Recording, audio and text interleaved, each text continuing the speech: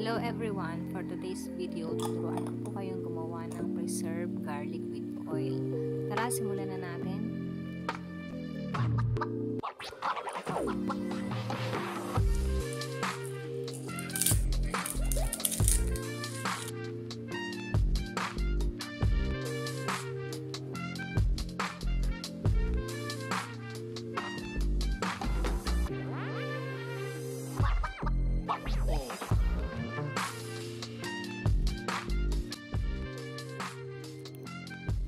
At kung bago lang kayo sa aking channel, please subscribe, like, and hit the bell button below para po kayo'y laging updated sa aking mga new videos. Continue watching!